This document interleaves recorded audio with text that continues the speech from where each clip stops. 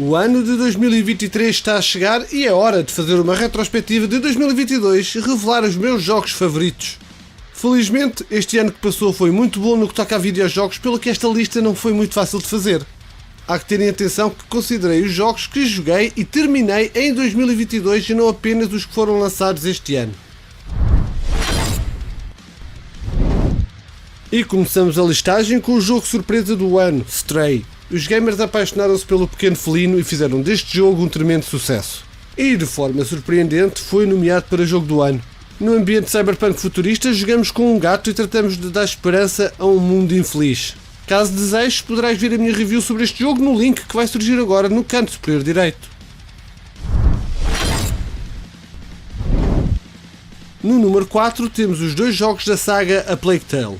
Seria injusto considerá-los como jogos separados, uma vez que estamos perante uma continuação de uma história com um gameplay muito semelhante.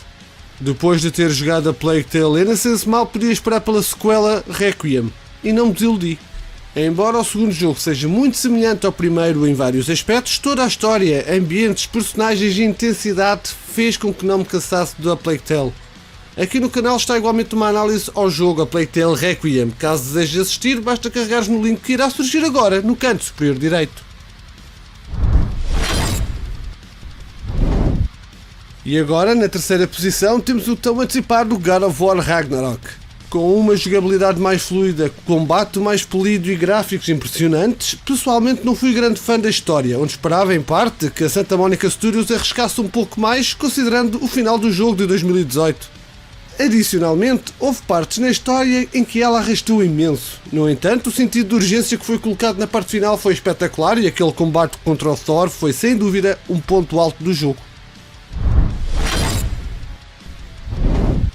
E no segundo lugar, uma saga que muita gente já me tinha dito para jogar. E falo de Mass Effect Legendary Edition. Esta remasterização do jogo, a partir do segundo, prendeu-me mesmo. Embora no primeiro jogo se note bem a idade que tem devido aos comandos que possui e pela jogabilidade um bocado manhosa, a verdade é que o seu final deixou muito entusiasmado para a sequela. E com ela tudo melhorou. Controles, jogabilidade, música, personagens, tudo. E mal o terminei, fui de imediato para o terceiro, onde várias decisões que tomei ao longo dos dois jogos anteriores tiveram as suas consequências. Agora percebo o motivo pelo qual Mass Effect é tão amado pelos gamers e tem bons motivos para o ser. Depois de jogar esta trilogia, é impossível não ter um pingo de entusiasmo sobre a possibilidade de vir a ser criado um Mass Effect 4, como a BioWare já deu a entender. Se és fã de jogos de ficção científica, a trilogia de Mass Effect é obrigatória. Antes de passar ao primeiro lugar desta lista, há um jogo que quero também destacar: Teenage Mutant Ninja Turtles Shredder's Revenge. Um jogo pequeno, com todas as componentes dos antigos jogos de arcade. É um salto na nostalgia e um jogo altamente divertido e viciante, muito bom para se jogar tanto a solo como em co-op.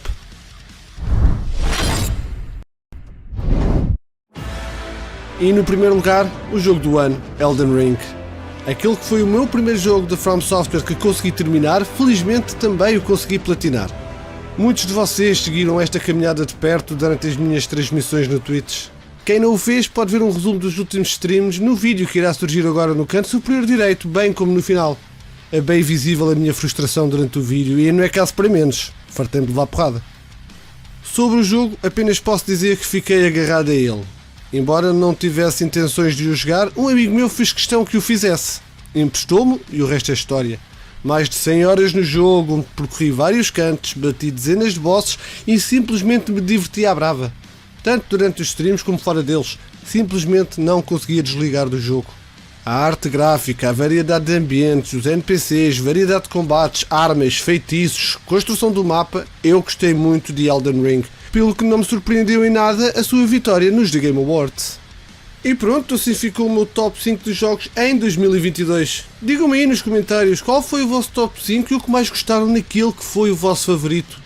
Quero-te agradecer a tua companhia ao longo deste ano e espero contar com a tua presença em 2023.